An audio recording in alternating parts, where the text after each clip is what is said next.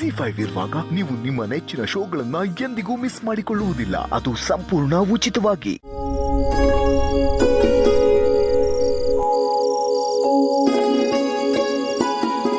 ಕಮ್ಮಿ ಏನಾರ ಬೇಕಿತ್ತ? ಇದನ್ನೆಲ್ಲ ಸುತ್ಕೊಂಡು ಒಳಗೆ ಬಾ. ನೀನು ಇಲ್ಲಿ ಮಲಿ ಕೇಳೋದು ಬೇಡ, ಒಳಗೆ ಬಾ. ಓ, ಇವತ್ತು ಸಾನೇ ಲೇಟಾಗಿ ಎದ್ಬಿಟ್ಟೆ ಅಂತನ ಸಂಸ್ಬಿಡು ಪುಟ್ಟಮ್ಮಿ. ಮತ್ತೆ ಮೈಕೈ ನೋವು ಜಾಸ್ತಿ ಇತ್ತಲ್ಲ, ಅದಕ್ಕೆ ಎಚ್ಚರ ತಪ್ಪದಂಗೆ ನಿದ್ದೆ ಬಂದ್ಬಿಟ್ಟಿತ್ತು. ಇನ್ಮೇಕೆ 4:15 ಎದ್ಬಿಡ್ತೀನಿ.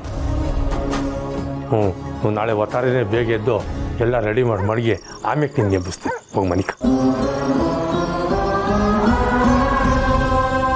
ಏನಾಯ್ತು ಪುಟ್ಟಮ್ಮಿ? ಯೋನಯ್ಯ ನೀನು ಹಣೆ ಬರ. ಹಾಂ, ನಿಂಗೆ ಎಂಟ್ಲೆ ಮನೆ ಐತಿ, ಒಳ್ಳೆ ಬೋಕ್ರಿ ಕೆಲಸನೂ ಮಾಡ್ತೀಯ. ಅಷ್ಟೆಲ್ಲ ಇದ್ದು ಇಲ್ಲಿ ಕಷ್ಟಪಡಬೇಕು ಅಂದ ಯೋನಯ್ಯ ನಿಂದು. ಪುಟ್ಟಮ್ಮಿ, ಇಲ್ಲಿಂದ ಹೊಂಟೋಗು ಅಂತಿದ್ಯಾ? ನಾನು ಯಾವತ್ತೂ ನಿನ್ನ ಹೊಂಟೋಗು ಅನ್ನಲಿಲ್ಲ. ಹೇಳ್ದೆ ಕೇಳ್ದೆ ಹೊಂಟೋದನು ನೀನೆ. ಹಂಗೆ ಹೇಳ್ದೆ ಕೇಳ್ದೆ ಹೋಗಿದ್ದಕ್ಕಲ್ವೇ ಈಗೆಲ್ಲ ಹೇಳ್ಬಿಟ್ಟು ಮಾಡ್ತಾ ಇರೋದು. ನೀನು ಯೋನೇ ಮಾಡು, ನೀನು ಮಾಡಿದ್ದಕ್ಕೆಲ್ಲ ಲೆಕ್ಕ ಚುಕ್ತಾಗಕ್ಕಿಲ್ಲ. ಸುಬ್ಬ ಹಂಗೆ ಲೆಕ್ಕಾಚಾರದ ಬಾಳಕ್ಕೆ ಹೋಗಿನೇ ಗೋಪಾಲ ಖಾಲಿ ಹಳೆ ಆಗಿರೋದು. ರಾಜನಂಗಿರ್ಬೋದು ಅಂತ ರಾಜಿ ಕೈ ಹಿಡ್ದೆ. ಗಂಡು ಮಗು ಎತ್ ಕೂಡಲೇ ಗಂಡನ ಆಟ ಆಡ್ಸೋಕ್ಕೆ ಶುರು ಮಾಡಿಬಿಟ್ಟು. ಆದರೆ ನೀನು 3 ಹೆಣ್ಮಕ್ಳನ್ನ ಹೆತ್ತರುವೆ ನನಗೋಸ್ಕರ ಮಿಡಿಯೋ ಜೀವ ನಿಂತು.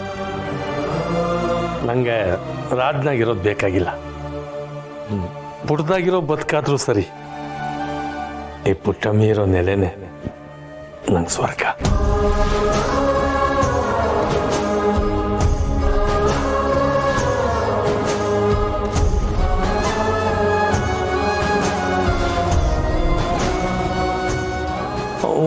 ಹೋಗು, ತಡ ಆಯ್ತದೆ, ಮನೆಗೆ ಹೋಗು.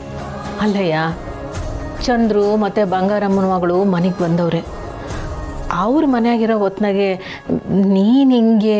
ನೀನು ಚಿಂತೆ ಮಾಡಬೇಡ, ನಾನು ಇಲ್ಲಿ ಆರಾಮ ಮನೆಕತ್ತೀನಿ. ಯೋ, ನಿನ್ನ ಮನೆ ಒಳಗೆ ಸೇರಿಸ್ಕೋಬಹುದು ಅಂತ ಸ್ನೇಹ ಹೇಳವಳೆ. ಅವಳು ಮನ್ಸಾರೆ ಒಪ್ಕೊಳ್ಳೋ ಗಂಟ ನಾನು ಒಳಗೆ ಬರೋಕ್ಕಿಲ್ಲ. ಅಂದರೆ ಎಂಡ್ರ ಮಾತು ಕೇಳೋಕ್ಕಿಲ್ಲ, ಮಗಳ ಮಾತು ಮಾತ್ರ ಕೇಳೋದು ಅಂದಂಗಾಯ್ತು.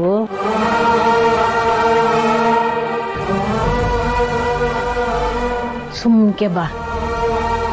ಈ ಪುಟ್ಟ ಪ್ರಪಂಚದಾಗೆ ನೀನು ರಾಜನಂಗೆ ಅಲ್ಲದೆ ಹೋದ್ರು ಕೆಲಸದಾಳಂಗಿರೋದು ನಂಗೆ ಇಷ್ಟ ಇಲ್ಲ. ಸುಮ್ಕೆ ಬಾ.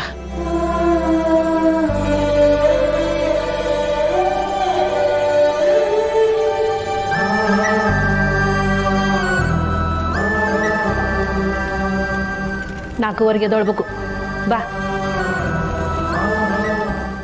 ZEE5 ಆಪ್ ಡೌನ್ಲೋಡ್ ಮಾಡಿ ಎಲ್ಲಾ ಸಂಚಿಕೆಗಳನ್ನು ಸಂಪೂರ್ಣ ಉಚಿತವಾಗಿ ನೋಡಿ.